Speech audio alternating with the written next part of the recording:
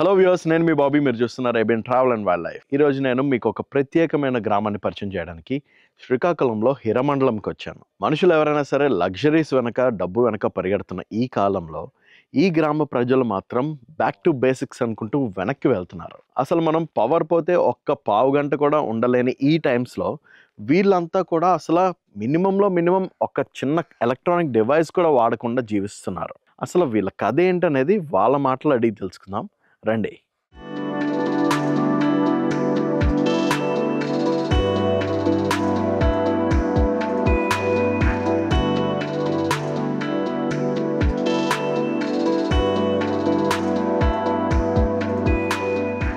ఇప్పుడు మనతో పాటు ఇక్కడ ఈ కూర్మ గ్రామం ప్రధాన ప్రతినిధి ఉన్నారండి. ఆయనతో మాట్లాడదాం. నమస్కారం. హరే కృష్ణ. హరే కృష్ణ. గురుగారు, మీ పేరేంటండి? నా పేరు త్రిభంగానంద దాస్. ఇలాగా ఈ కూర్మ గ్రామంలో ఎప్పుడు నుండి ఉంటున్నారు? ఈ కూర్మ గ్రామంలో 2 సంవత్సరాలు దాటిందండి. గ్రామం గురించి నేను విన్నది ఏంటంటే మీరు అసలు ఇక్కడ కరెంట్ లేకుండా బ్రతుకుతున్నారని విన్నాను. అసలు ఏ లగ్జరీస్ లేకుండా, కరెంట్ లేకుండా బ్రతుకుతున్నారని. మీరు దీంట్లోకి రాకముందు ఏం చేస్తారు సార్? నేను హీరో హోండా కంపెనీలో ట్రైనింగ్ మేనేజర్గా పనిచేశాను. గుజరాత్ స్టేట్కి నేను హెడ్గా ఉండేవాడిని. లాస్ట్ డ్రా చేసిన శాలరీ ఎంత ఉంది? నేను 2014లో విడిచిపెట్టానండి జాబ్. అప్పుడు నాది 1,50,000 ఉండేది నెలకి శాలరీ. 2014 అంటే మీరు కానీ ఒకవేళ కంటిన్యూ చేసి ఉంటే ఇప్పటికి 3 lakhs పైన ఉండదు. మరి మీరేమో కంపెనీలో హెడ్గా ఉంది, అంతా శాలరీ డ్రా చేస్తూ ఇక్కడికి వచ్చి బ్రతుకుతున్నారు కదా, మరి మీకేం ఇబ్బందిగా ఏం లేదా? మా జీవితం అనేది భగవద్గీత ఆధారంగా జీవనం కాబట్టి ఇందులో సమస్య ఉండదు. ఎందుకంటే భగవంతుడు శ్రీకృష్ణుడు ఏ విధంగా ఉపదేశించాడో అది మా గురువులు తెలియజేస్తున్నారు. ఈ విధంగా 13 సంవత్సరాల నుంచి ఇలాంటి జీవనంలో ఉన్నాను. దీంట్లో ఎంతో ఆనందకరమైనది. ఎందుకంటే భగవంతుడిని సంతృప్తి చేయడం వల్ల తనంతటాన ఆనందం అనేది లభిస్తుంది. పరమధ్యేయం అనమాట. మరి అన్ని లక్షలు వదిలేసి వచ్చి ఉంటారు అంటే చూడండి, అది మనం కృత్రిమమైన జీవనానికి అలవాటు పడిపోయాం. మన పాత పద్ధతులన్నీ విడిచిపెట్టేసాం. ఈ జీవనమే అసలైన జీవనం, అది తెలుసుకోలేకపోతున్నారు. ఇప్పుడు ప్రస్తుతం ఏంటంటే విదేశీయుల విధానంలో ఆధునిక సభ్యతలో చాలా వేగవంతంగా తప్పుడు దిశలో అందరూ వెళ్ళిపోతున్నారు. తెలుసుకోలేకపోతున్నారు సమస్యలు అనేవి. ఇప్పుడు చాలా సమస్యలు ఉన్నాయి. అందులో పెద్ద సమస్య అంటే ఆరోగ్య సమస్య. ఎప్పుడైతే గ్రీన్ రెవల్యూషన్ అయిందో అప్పటి నుంచి మనం పంటల్లో ఏంటంటే ఈ భూసారాన్ని పెంచడానికి మనం రకరకాల మందులు వాడుతున్నాం. అంటే urea, DAP, potash, zinc, sulphate. అదే కాకుండా పెస్టిసైడ్స్ ఉపయోగిస్తున్నాం. తర్వాత విత్తనాల్లో చాలా మార్పులు చేసేస్తున్నాం. హైబ్రిడ్ విత్తనాలు వచ్చేస్తున్నాయి. ఇప్పుడు కలుపు మందులు వాడుతున్నారు. ఇన్ని రకాల రసాయనాలు భూమిలో కలపడం వలన మనకి ఇప్పుడు చాలా పెద్ద ఆరోగ్య సమస్య. అంటే బీపీ కానీ, క్యాన్సర్ కానీ, షుగర్ కానీ, లేకపోతే హార్ట్ ప్రాబ్లమ్స్కి ఎక్కువ కారణం మనం తినే ఆహారంలో పోషకాల లోపం. దాంతోపాటు విషాలు కూడా మన ఆహారంలో చేరుతున్నాయి. అది చాలా పెద్ద కారణం. అందుకోసం మనం ఎక్కడైతే పంటలన్నీ మేము సేంద్రీయ పద్ధతిలో పండిస్తాం, ముఖ్యంగా ఆవుల యొక్క పేడ, తర్వాత గోమూత్రం, నాటు విత్తనాలు, వీటితోనే పండిస్తాం. అందువలన ఇదంతా సహజ సిద్ధమైనది. కరెంట్ లేకుండా ఎలా బ్రతుకుతున్నారు? ఇక్కడ కరెంట్ లేదంటే ఎన్నో యుగాల నుంచి ఎంతోమంది ప్రజలు, మన పూర్వీకులు ఎంతోమంది కరెంట్ లేకుండా జీవించారు. ఎంతో ఆనంద ఉత్సాహాలతో జీవించేవాళ్ళు, ఏ సమస్యలు లేకుండా. మన పూర్వీకులు చూడండి, ఆయుష్ ఎలా ఉండేది, ఆరోగ్యం ఎలా ఉండేది, ఆయుష్ కూడా ఎక్కువ ఉండేది, సమస్యలు తక్కువ ఉండేవి. తర్వాత మానసిక ప్రశాంతత చాలా ఎక్కువ ఉండేది, బలం కూడా ఎక్కువ ఉండేది. అవన్నీ మనం కోల్పోతున్నాం ఈ ఆధునికమైన విధానాలలో. అందువల్ల మనం పాత పద్ధతులు పాటించామంటే అవన్నీ మనకి మరలా త్వరగా వచ్చేస్తాయి. ఆయుష్ కానీ, ఆరోగ్యం కానీ, మానసిక ప్రశాంతత కానీ, బలం కానీ వస్తాయి. ఈ గ్రామం ఎన్ని ఎకరాల్లో ఉందండి? ఇది ఇంచుమించుగా 70 ఎకరాల్లో ఉందండి విస్తీర్ణం ఉంది. ఇప్పుడు ఎవరైనా పార్ట్ ఆఫ్ కూర్మ గ్రామం అవ్వాలి అని అనుకుంటే ఎలాగ దాని ప్రాసెస్ ఉంది? అంటే ప్రస్తుతం మేము 35 సంవత్సరాల లోపల వాళ్ళకి ఎవరికైనా తీసుకుంటామండి. వాళ్ళు కొన్ని నియమాలు పాటించాల్సి వస్తుంది. మేమందరం ఇస్కాన్ అనే సంస్థ యొక్క నియమాలన్నీ పాటిస్తున్నాం. ముఖ్యంగా ఇస్కాన్ అనేది ఏసీ భక్తి వేదాంత స్వామి శ్రీల ప్రభుపాదులు స్థాపించారు. ముఖ్యంగా ఇక్కడ కృష్ణ భక్తి ప్రధానమైనది. కృష్ణ భగవద్గీతలు ఏం చెప్తారంటే, ఇది ఒక జన్మ ముందు కాదు, ఇంతకుముందు ఎన్నో జన్మలు ఎత్తాం, ముందు కూడా ఎత్తబోతున్నాం. ఇక్కడ పుట్టిన ప్రతి జీవికి 4 సమస్యలు తప్పవని కృష్ణ భగవద్గీత చెప్తున్నారు. ఏంటంటే జన్మ, మృత్యు, జరా, వ్యాధి. అంటే మరల పుట్టుక అనేది, మరల మరణం అనేది, ముసలితనం అనేది, రకరకాల రోగాలు, వీటి నుంచి తప్పించుకోలేము. కానీ భగవద్గీత ఏం చెప్తున్నారంటే, ఇవన్నీ విడిచిపెట్టి నువ్వు నిత్యమైన జీవనం ఎలా పొందగలవు?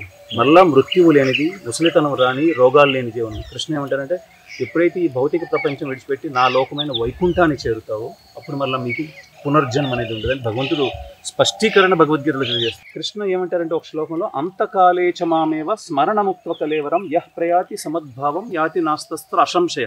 అంతకాలే చ అంటే ఎవరైతే మరణించేటప్పుడు అంత సమయంలో మామేవ అంటే కృష్ణుడిని స్మరిస్తారో పునర్జన్మ అనేది వాళ్ళకి ఉండదు. అందులో కృష్ణ ఏమంటున్నారంటే అసంశయం, ఇందులో సంశయం లేదు అర్జున. అందుకోసం జీవనం యొక్క లక్ష్యం ఒక విధంగా చూస్తే అంతే నారాయణ స్మృతి. అంత సమయంలో నారాయణని, విష్ణువుని, కృష్ణుని స్మరించాలి అంటే ముందు నుంచి భక్తి అభ్యాసం చేయాలి. భక్తికి అనుకూలం మన ప్రాచీన భారతీయ జీవన విధానం కాబట్టి దానికి తీసుకుంటున్నాం. మా తాలూకు ముఖ్య లక్ష్యం ఈ ఆరోగ్యం కూడా కాదు, ఆయుష్ కూడా కాదు, బలం కూడా కాదు, మనసు ప్రశాంతత కాదు. అది ముఖ్యంగా తెలుసుకోవాలి. కృష్ణ భక్తి కేంద్రంగా ఒక గ్రామాన్ని స్థాపిస్తున్నాం. అక్కడ రకరకాల వృత్తులు వాళ్ళు ఉంటారు. మన పూర్వీకులు ఏ విధంగా ఒక గ్రామంలో అందరు వృత్తులు వాళ్ళు ఉంటారు. వ్యవసాయం చేసే వాళ్ళు ఉంటారు, బట్టలు నేసే వాళ్ళు ఉంటారు, ఉపాధ్యాయులు ఉంటారు, పూజారులు ఉంటారు, ఈ వంట చేసే వాళ్ళు ఉంటారు. అందరూ కలిసికట్టుగా కృష్ణుడి యొక్క భక్తి కేంద్రంగా తీసుకొని అంతిమ లక్ష్యం కోసం ప్రయత్నం చేయడం, ఇది లక్ష్యం. సుమారుగా ఎన్ని కుటుంబాల వరకు ఉంటాయండి ఇక్కడ ప్రస్తుతం 14 కుటుంబాలు ఉంటున్నాయండి. 3 రాష్ట్రాల ప్రజలు ఉంటున్నారు, ఆంధ్రప్రదేశ్, తెలంగాణ, ఒరిస్సా. సుమారుగా అయితే ఎంతమంది జనాభా ఎంతమంది ఇక్కడ 75 నుంచి 80 మంది ఉంటారండి. పెద్దవాళ్ళు పిల్లలు. 35 సంవత్సరాలు దాటిన తర్వాత ఇంకా తీసుకోవాలండి మీరు? భవిష్యత్తులో మేము తీసుకోగలము. ఎందుకంటే తక్కువ వయసు మేము ఎందుకు పెట్టామంటే వాళ్ళు వచ్చి ఇక్కడ కొన్ని సేవలు చేయగలరు, ఏదో ఒక వృత్తి తీసుకోగలరు. ఎక్కువ వయసు అయినప్పటికీ వాళ్ళు ఏ సేవలు ఇక్కడ చేయలేకపోతారు. వాళ్ళ కోసం మా దగ్గర ఎక్కువ ఉంటేనే మేము వాళ్ళకి సేవలు చేయగలరు. అందుకోసం ఒక నియమం అనేది ప్రారంభ దశలో ఉన్నాం కాబట్టి ఇప్పుడు పెట్టాం. 35 సంవత్సరాలు వాళ్ళకి బలం ఉంటుంది, బుద్ధి ఉంటుంది, వాళ్ళు ఉపయోగించగలరు, కొన్ని సేవలు చేయగలరు. ఆ తర్వాత ఫ్యూచర్లో ఏ వయసు వాళ్ళకైనా ఇక్కడ అవకాశం లభించగలదు. మీ దగ్గరకు వచ్చి జాయిన్ అవ్వాలంటే సర్టన్ అమౌంట్ ఏమైనా పే చేస్తున్నాం? ఏమి అమౌంట్ తీసుకురావాల్సిన అవసరం లేదు. వాళ్ళకి ఇల్లు మేము ప్రొవైడ్ చేస్తాం. ఏదో ఒక వృత్తి, ఏదో ఒకటి వాళ్ళ మానసిక శారీరక సామర్థ్యం బట్టి వాళ్ళకి ఏదో ఒక సేవ ఇస్తాం. దాన్ని బట్టి వాళ్ళు సేవలు చేసుకుంటూ రోజుకి కొన్ని గంటలు సేవ చేయడం ఉంటుంది. దాంతోపాటు భక్తి అని చేస్తూ వాళ్ళ జీవనం పూర్తిగా ఇక్కడ ఉండగలరు. 5 సంవత్సరాల లోపే ఉంటున్నాం కదా, అంటే వీళ్ళు సన్యాసం పుచ్చుకుంటారండి? అదేం అవసరం లేదండి. గృహస్థ జీవనం అంటే కుటుంబ జీవనం గడుపుతూ ఉండొచ్చు. అందువల్ల మొత్తం కుటుంబంతో ఇక్కడ ఉంది. ఒకవేళ యంగ్ ఏజ్లో ఎవరైనా వచ్చారు అనుకోండి, వాళ్ళకి మరి ఎలాగా? యంగ్ ఏజ్లో వచ్చినా వాళ్ళ యొక్క సామర్థ్యం, ఒకవేళ బ్రహ్మచార్యం జీవితాంతం ఉండగలిగితే ఉండొచ్చు, లేకపోతే వాళ్ళు కూడా వివాహం చేసుకొని ఇక్కడ మిగతా కుటుంబ సభ్యులు ఎలా ఉన్నారు, గృహస్థులు ఎలా ఉన్నారు ఆ విధంగా జీవించవచ్చు. అంటే వాళ్ళకి మీరే మ్యాచెస్ అవన్నీ మేము ప్రయత్నం చేస్తాం, పూర్తిగా ప్రయత్నం చేస్తాం. సో వాళ్ళు కూడా ఒక సంసార జీవితాన్ని తీసుకునేలాగా చూస్తారు.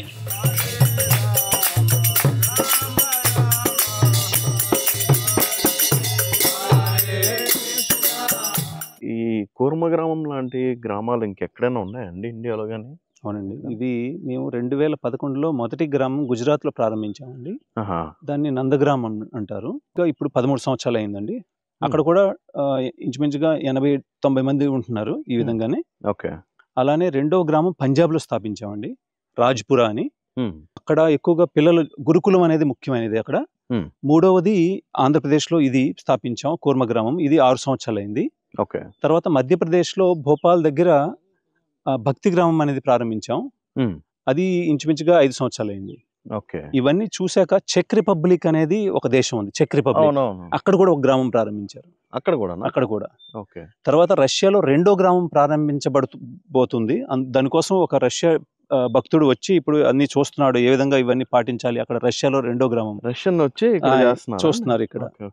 అయితే త్వరలోనే అట్లాంటా అనే అమెరికాలో కూడా ఇలాంటి గ్రామం ప్రారంభమయ్యే వస్తుంది. అంటే ప్రపంచవ్యాప్తంగా మళ్ళా విప్లవం సృష్టింపబడుతుంది. మళ్ళా పాత భారతీయ జీవన విధానం అందరూ తీసుకుంటుంది. అసలు చాలా గ్రేట్ సార్. అంటే వాళ్ళ వెస్ట్రన్ కల్చర్ ని మనం తీసుకుంటుంటే మీరేమో వాళ్ళకి మన కల్చర్ ని అలవాటు చేయడం అనేది. ఇంకో ఆశ్చర్యకరమైన విషయం మీరు తెలుసుకోగలరు ఏంటంటే, ఇస్కాన్ అనే సంస్థని ఏసీ భక్తి వేదాంత స్వామి శ్రీల ప్రభుపాదులు స్థాపించారు. ఆయన భారతీయులే. ఆయన విదేశీయులకి ఎంతో మందికి భక్తులుగా మార్పించారు. అంటే భగవద్గీత ఆధారంగా, భాగవతం ఆధారంగా. అయితే ఎవరైతే మా గురువు గారు ఉన్నారో, ఎవరైతే ఇవి స్థాపిస్తున్నారో ఆయన ప్రభుపాదుల యొక్క శిష్యులు. అంటే మా గురువు గారు ఆయన భారతీయులు కాదు. ఇలాంటి భారతీయ జీవన విధానం ఏదైతే మేము పాటిస్తున్నామో ఆయన బ్రిటిషర్. ఓకే. ఆయన లండన్ లో పుట్టిన వాళ్ళు. ఆయన మా ద్వారా ఇవన్నీ మళ్ళీ భారతీయ జీవన విధానం అనేది ప్రపంచవ్యాప్తంగా అన్ని దగ్గరలో పాటించే విధంగా చేస్తున్నారు. ఇది ఓకే. చాలా ఆశ్చర్యకరమైన విషయం. మీకు అన్ని ఫెసిలిటీస్ అన్నీ ఉన్నాయండి? అంటే వాటర్ గానీ ఇలాంటివన్నీ బానే ఉంటాయా ఇక్కడ? అంటే ఏవైతే సౌకర్యాలు అనుకుంటున్నామో హ్మ్. అది ఏ విధంగా ప్రకృతి సిద్ధంగా మన పాత విధానాల్లో ఉంటే అదే విధంగా మేము పాటిస్తాం. అంటే ప్రతి ఇంటికి బావి ఉంటుంది, రోడ్లు అంటే ఈ విధంగా మట్టి రోడ్లు ఉంటాయి. అంతేగాని ఆధునికంగా ఏవి సౌకర్యాలు మేము స్వీకరించాం. ఓకే. మన పాత జీవన విధానంలో ఏవైతే ఉన్నాయో అన్ని సౌకర్యాలు మేము ఇప్పుడు కలిగి ఉన్నాం అనమాట. ఆ విధంగా. ఓకే. మరి ఇప్పుడు ఏమైనా ట్రాన్స్‌పోర్టేషన్ కది మరి వెహికల్స్ ఏమైనా యూజ్ చేస్తున్నారా? అంటే ఇప్పుడు ఇంటర్నల్ ట్రాన్స్‌పోర్టేషన్ అంటే ఇప్పుడు ఈ గ్రామంలో ఎక్కడికైనా వెళ్ళాలంటే ముఖ్యంగా నడకతోనే వెళ్తాం. ఎక్కువ దూరం అయితే ఎడ్ల బళ్ళు ఉన్నాయి మాకు. తర్వాత గుర్రం బండి ఉంది. ఎప్పుడైనా దగ్గరికి ఏమైనా వెళ్ళాలన్నా గుర్రం బండి దగ్గర ఉన్న ఊర్లకు కూడా వెళ్ళొచ్చు. ఓకే. ప్రస్తుతానికి కొన్ని మేము 2 వీలర్ కానీ 4 వీలర్ యూజ్ చేస్తున్నాం. కానీ భవిష్యత్తులో దాని నుంచి బయటపడే అవకాశాలు ఉన్నాయి పూర్తిగా. ఇదేంటి సార్ ఇక్కడ ఏదో చెరువులా కూడా ఉన్నది? వర్షాకాలంలో కొండల్లో పడే నీరంతా దీంట్లో నిల్వ ఉంటుంది. వర్షాకాలం అయిపోయిన తర్వాత ఈ నీటిని మేము వ్యవసాయానికి ఉపయోగిస్తాం. దానికోసం కూడా ఇంజన్స్ కానీ మోటార్స్ కానీ ఉపయోగించకుండా ఒక పద్ధతి ఉపయోగించాం. ఏంటంటే దాన్ని ఎడ్ల ద్వారా నీరు తీసే పద్ధతి. తోడతారు ఎడ్లు అందులో ఉపయోగపడతాయి. దాని ద్వారా మొత్తం పంట పొలాలకి నీరు సరఫరా అక్కడ నుంచి అవుద్ది. ఓకే. ఓకే. సో ఆ మిషనరీ నుండి దానికి ఎద్దుల్ని అటాచ్ చేస్తారండి? అవునండి. ఎద్దులు తిరుగుతుంటాయి. దాని నుంచి డబ్బాల నుంచి నీరు వచ్చి మనకి దీని ద్వారా కాలువల ద్వారా నీరు వెళ్తుంది. ఆ విధంగా. ఓకే. ఓకే. అక్కడ గేర్స్ లాంటివి పెట్టారండి? అంటే మనకి మోడర్న్ కాకుండా పాత పద్ధతులు ఏ విధంగా ఉపయోగించాలో ఆ విధంగా అనమాట ఉపయోగించాం. చక్రాలు ఉపయోగించాం. గేర్స్ కాకుండా చక్రాలు. కొండపైన సాగు చేస్తున్నారండి? అది ఆ కొండ కూడా మన గ్రామంలో ఉందనా? అంటే ఈ కొండ మీద చేసే వాళ్ళందరూ సవర్లు కొండ వాళ్ళు ఉంటారు. వాళ్ళు కొండ చీపురు పండిస్తున్నారు. అదంతా కొండ చీపురు. ఓకే. ఓకే. అది మేము వ్యవసాయం చేయట్లేదు. మీరు చేయట్లేదు. సో మీరు ఇక్కడ పండించేది మామూలుగా పంట మీరు బయటకు కూడా అమ్ముతారా అండి ఏమన్నా? మాకు మొదటి లక్ష్యం ఏంటంటే మాకేంటి అవసరాలో అవి పండించుకోవడం. ఒకవేళ అవసరాల కంటే ఎక్కువ పండాయి అంటే అప్పుడు మేము కొంతమందికి సేల్ చేస్తాం. ఇప్పుడు ప్రస్తుతానికి చూస్తే ఇప్పుడు బ్రౌన్ రైస్ మా దగ్గర ఉంది, బెల్లం ఉంది. ఇంతకుముందు మేము ఉలవలు ఇవి కూడా మేము బయటకి వాళ్ళకి అమ్మాము. అవునా? ఓకే. ఓకే. సో ఆ అమౌంట్ తోటే మళ్ళీ మీకేం కావాలో అవి తీసుకుంటారు? అవును. ఏమైనా అవసరాలు ఉంటే బయట నుంచి. మరి ఇలాంటి ఒక విలేజ్ మీరు ఏమి అంటే ఎవరైనా జాయిన్ అవ్వాలి అని అనుకుంటే కూడా ఏం డబ్బులు ఏం తీసుకోవట్లేదు? డబ్బులు తీసుకో. మరి మీకు ఎలాగండి సరిపోతుంటుందా? అంటే చూడండి, ఎప్పుడైతే మీ అవసరాలు తగ్గిపోతాయో జీవనంకి, ఇప్పుడు చూడండి మాకు సెల్ ఫోన్ బిల్ లేదు, కరెంట్ బిల్ లేదు, గ్యాస్ అవసరం లేదు. ఏవో కొన్ని అవసరాలకే ఇప్పుడున్న ప్రస్తుతమైన ధనం అవసరం. మేము ఎలాంటి గ్రామం స్థాపించాలనుకుంటున్నాం అంటే ఎక్కడైతే ధనం అవసరం లేదు, అంటే వస్తు మార్పిడి ద్వారా ఈ గ్రామము పనిచేసే విధంగా. పూర్వకాలంలో బార్టర్ సిస్టమ్, వస్తు మార్పిడి, ఆ విధంగా అంటే డబ్బులు అవసరం లేదు. అందువల్ల ఆ విధంగా ఇప్పుడు మేము కొంతైనా విరాళాలు ఇవన్నీ ఎందుకు సేకరిస్తున్నాం అంటే ప్రతిరోజు మధ్యాహ్నం పూట ఎంతమంది వస్తున్నారో వాళ్ళందరికీ మేము ఇక్కడ భోజన ప్రసాదాలు అందిస్తాం. దానికోసం మేము విరాళాలు ముఖ్యంగా తీసుకుంటుంది. అందరికీ ఆహారం భగవంతుడికి అర్పించిన ప్రసాద రూపంలో ఇవ్వాలనే ఉద్దేశంతోనే మేము విరాళాలు తీసుకుంటాం. లేకపోతే ఈ గ్రామం కోసం విశేషమైన ధనం అనేది అవసరం ఉండకపోవచ్చు. ఓకే. సో జనరల్గా ఎంతమంది విజిటర్స్ వరకు వస్తుంటారండి మీ దగ్గరికి? ప్రతిరోజు ఇంచుమించుగా 150 నుంచి 200 మంది వస్తారండి. ఆదివారం పూట ఇంచుమించుగా 700 నుంచి 800 వస్తారండి. వీళ్ళందరికీ కూడా మీరు మధ్యాహ్నం ప్రసాదం మేము ఇస్తుంటామండి. తర్వాత ఎవరైనా ఇక్కడ ఉండి కొన్ని రోజులు ఉండాలనుకుంటే వాళ్ళ కోసం వేరే కాటేజ్ నిర్మించామండి. అందులో వాళ్ళు కొన్ని రోజులు ఉండొచ్చు, కుటుంబంతో కూడా ఉండొచ్చు, కొన్ని చిన్న చిన్న సేవలు చేయొచ్చు. వాళ్ళకి కూడా ఆహారం ఫ్రీ ఆఫ్ కాస్ట్, ఉండడం కూడా ఫ్రీ ఆఫ్ కాస్ట్ అంతే.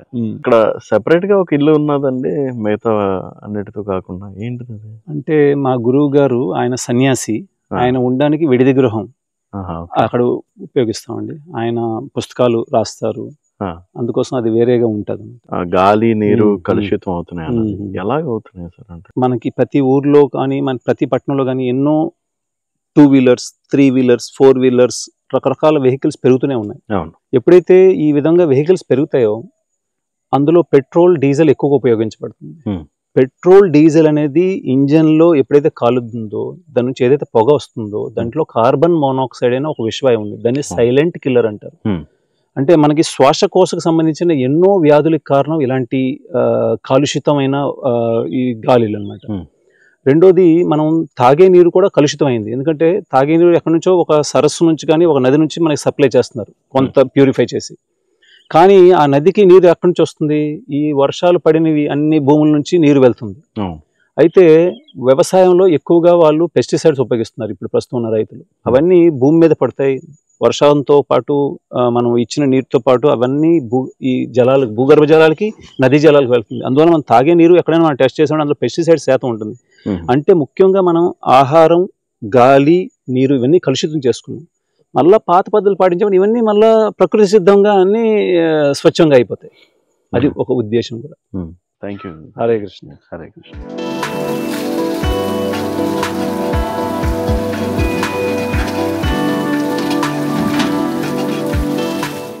ఇప్పుడు నేను వీళ్ళ కిచెన్ పక్కన ఉన్నానండి. అసలు వీళ్ళు కుకింగ్ ఎలా చేస్తారు అన్నది చూద్దాం రండి.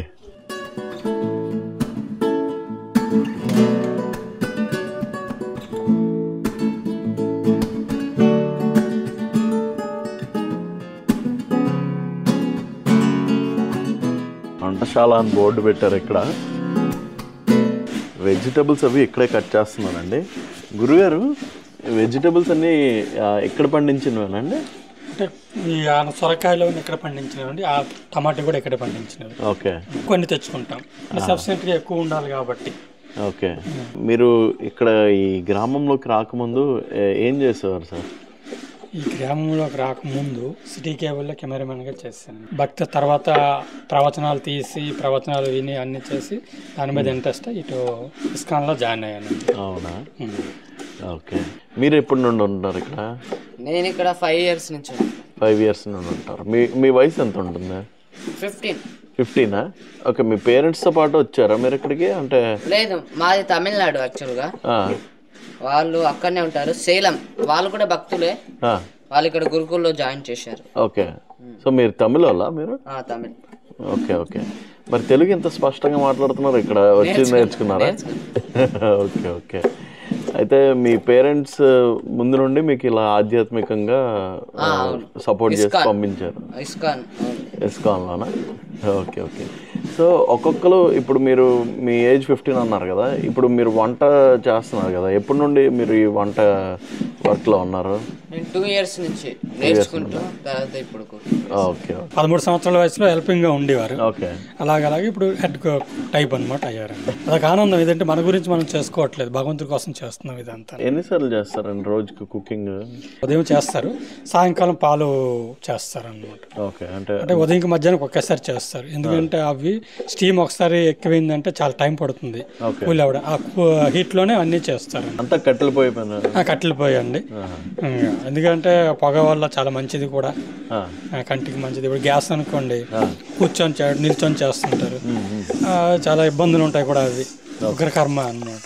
కట్టెలు పోయి మనకి ప్రకృతిలో జరుగుతున్నాయి చాలా టీవీ అన్ని. పూర్వం కూడా అదే విధానం ఉండేది. మన అమ్మమ్మలు వాళ్ళందరూ అలాగే చేసేవారు. కానీ మనకి ఏంటంటే ఫాస్ట్ అని చెప్తూ ఇచ్చేస్తాము. ఏంటి స్టీల్ పాత్రలు, అల్యూమినియం పాత్రలు అప్పుడు వాడేవారు. దానివల్ల మనకి శారీరకంగా కొన్ని రోగాలు రావచ్చు. ఇదేంటంటే పంచలోహ పాత్రలు కేరళలో దొరుకుతాయి అన్నమాట. అక్కడ నుంచి తెప్పించి చేస్తారు. అది ఒక్కసారి వంట పెట్టిన తర్వాత క్లీన్ తర్వాత చేస్తారు, బయటికి తీయడం అవ్వదు. ఫిక్స్డ్ అండి. మనం ఇంకే పాత్రలు వేస్తే మనం కిందని అడుగు వండ మాడిపోవడం అంటారు, ఇంకా జరగవన్నీ. ఓకే. ఇక్కడ మజ్జిగ చిలుకుతున్నారు కదా, మామూలుగా ఇవి ఇక్కడ పితికిన పాలేనండి? ఓకే. ఓకే. మీరు ఎప్పుడు నుండి ఉన్నారు ఇక్కడ? నేను ఈ గ్రామం మొదలుపెట్టినప్పటి నుంచి 6 సంవత్సరాల నుంచి ఇక్కడే ఉన్నాను. మీ వయసు ఎంత ఉంటుంది ఇప్పుడు? నాకు ప్రస్తుతానికి 28. 28 సంవత్సరాలు. ఓకే. మీరేంటి మీ ఫ్యామిలీతో పాటు ఇక్కడికి వచ్చారా? నాకు ఇక్కడే మ్యారేజ్ అయింది, వివాహం. మీకు పిల్లలు కూడా ఉన్నారా? నాకు ఒక అబ్బాయి ఉన్నాడు, 1.5 సంవత్సరం ఆ అబ్బాయికి. ఓకే. ఓకే. మరి డెలివరీస్ అది టైంకి ఎలాగండి ఇక్కడ? డెలివరీ టైంకి ఇది ప్రస్తుతానికి అయితే మేము బయట హాస్పిటల్ మీద ఆధారపడాల్సి వస్తుంది. ఓకే. భవిష్యత్తులో ఇక్కడ గ్రామం పెద్దగా అవుతుంది కాబట్టి, ఇక్కడ పెద్దవాళ్ళు ఉంటారు కాబట్టి ఇంట్లో ఇక్కడే నార్మల్ డెలివరీస్ అయ్యేలాగా ప్లాన్ అనమాట, ఆయుర్వేదిక్ ప్రకారంగా. ఓకే. మీరేం చదువుతున్నారు దీనికి ముందు? నేను ఇంటర్మీడియట్ చదివాను, తర్వాత డిగ్రీ ఒక 1 month కూడా వెళ్ళలేదు, 1 week వెళ్ళానని చెప్పొచ్చు. ఓకే. ఇంకా తర్వాత ఆ ఒక్క ఎడ్యుకేషన్ నాకు తప్పని అనిపించి భగవద్గీత జ్ఞానాన్ని అప్పటికే నేను కొన్ని తరగతులకి అటెండ్ అయ్యాను, శిక్షణ తీసుకున్నాను. ఓకే. ఇంకా అది తప్పు అని తెలుసుకుని సమయం వృధా చేయకూడదు అని చెప్పి పూర్తి జీవితం ఇంకా భగవత్ సేవ కోసమే ఈ మానవ జన్మ వచ్చిందని తెలుసుకుని భక్తులతో మాట్లాడి పూర్తి జీవితం భక్తియుక్త సేవ చేద్దామని నిర్ణయించుకున్నాను. ఇక్కడికి వచ్చిన తర్వాత నుండి మీరు ఈ వంటశాలలోనే వర్క్ చేస్తారు? అలాగనే లేదు, అన్ని శిక్షణ ఇస్తారనమాట. బ్రహ్మచర్య జీవితం అంటే అదే అనమాట. ఏ సేవ చెప్పినా సరే మనం చేయడానికి రెడీగా ఉండడం కోసం. టాయిలెట్స్ క్లీనింగ్ చేయమంటే టాయిలెట్స్ క్లీనింగ్ చేయాలి. ఏ సేవ అయినా సరే మనం ఒకే విధంగా చూడగలనమాట. అన్ని భగవత్ సంతృప్తి కోసమే అనమాట. మారుతూ ఉంటుంది. ఒక 1 monthకి మారిపోవచ్చు, 15 daysకి మారిపోవచ్చు, లేకపోతే 6 monthsకి మారిపోవచ్చు. అలా చేంజ్ చేస్తూ ఉంటారు. ఎందుకంటే మనం సర్వీస్కి అటాచ్ అవ్వకూడదు అనమాట, ప్లేస్కి కానీ దేనికి కూడా. అన్ని సేవలు మనం ఒకే విధంగా చూడడం కోసం శిక్షణ అనమాట. ఇది బ్రహ్మచర్య శిక్షణ. తర్వాత పొరపాటు నేను గృహస్థ జీవితంలోకి వెళ్ళినా సరే మనం మన జీవితాన్ని లీడ్ చేయగలగాలన్నమాట. ఓకే. హరే కృష్ణ. హరే.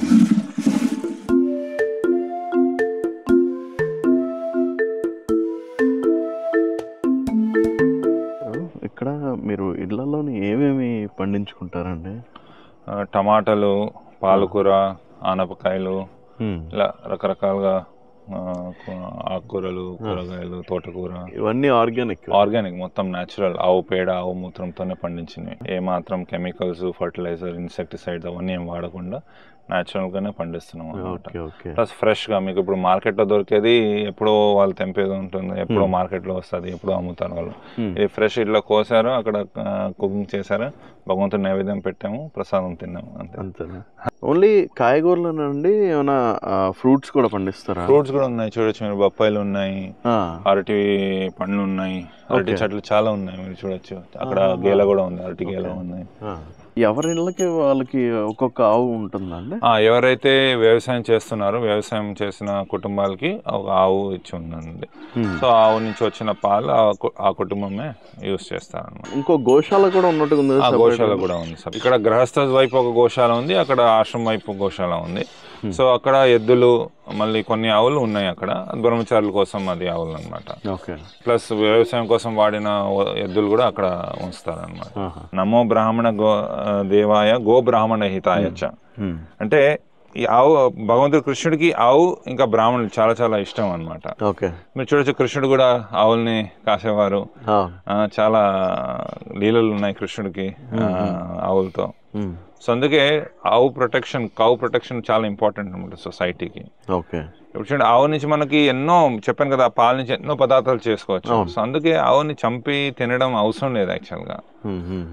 మనం ఆవుని ప్రొటెక్ట్ చేస్తే అదే మనకి ఎన్నో ఇస్తుంది. ప్లస్ ఆవు పాలే కాదు, ఆవు మూత్రము, ఆవు పేడ కూడా చాలా వాల్యుబుల్. ఈవెన్ సైంటిఫికల్ కూడా చాలా ప్రూవ్ అయింది ఆవు మూత్రం అనేది హెల్త్ కోసం చాలా మంచిది అనేసి. మీరు ఇక్కడ ఏమేమి పర్పస్ యూజ్ చేస్తుంటారండి? ఆవు మూత్రం హెల్త్ కోసం గోమూత్రం తాగుతాం. ప్లస్ వ్యవసాయం కోసం, ఇది ప్రాపర్గా ఫర్టిలైజేషన్ కోసం ఈ ఆవు మూత్రం, ఆవు పేడ వాడతాం. గత్తం తయారు చేసి వాడతారు. ప్లస్ ఇల్లు అలకడానికి ఆవు పేడ యూజ్ అవుతుంది. ఇక్కడ అంతా మీరు చూసే ఉంటారు, ఇల్లులో మళ్ళీ టెంపుల్లో కూడా అంతా మట్టి ఫ్లోరింగ్ ఉంది. ఆ మట్టి ఫ్లోరింగ్ అంతా కూడా ఈ ఆవు పేడతోనే అలుకుతారు అనమాట.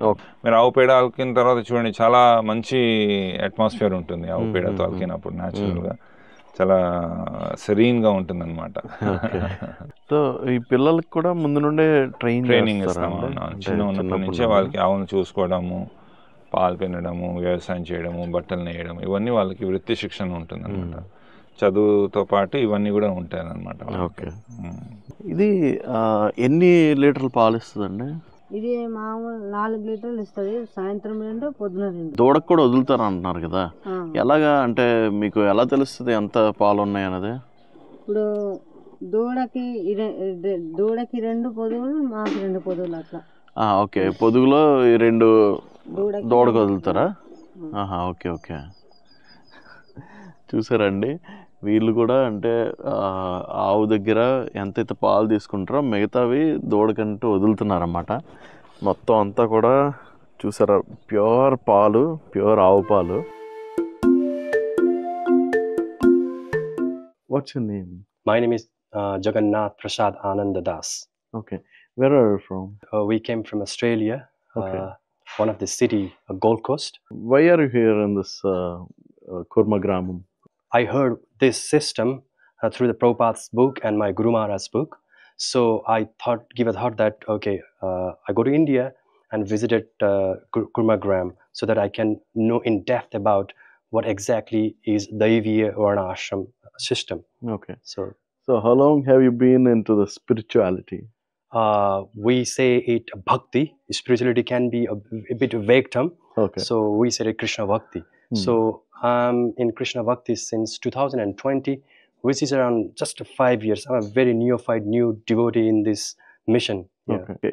You people dress like this in Australia too?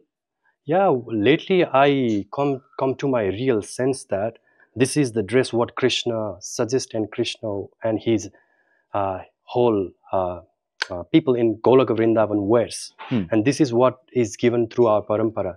So I find quite easier and like blessed to wear these kind of dresses. Yeah, back in Australia also, during preaching movements, we go for Harinam around the different cities, book distribution, and in temple programs, I prefer to wear this dhotis and kurta. Yeah.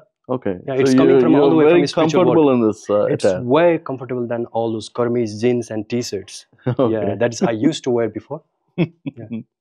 Okay. Thank you so much. Hare Krishna. Yeah. Hare Krishna. All glories to Srila Prabhupada. All glories to His Holiness Bhakti Vikas Maharaj ki jai. వాళ్ళు ఆస్ట్రేలియాలోని బ్రతుకుతూ కూడా ఇదే correct విధానం అని చెప్పని దీన్ని పాటిస్తున్నారంటే ఎంతో గ్రేట్ విషయం ఇది నిజంగా. హరే కృష్ణ. Hare Krishna.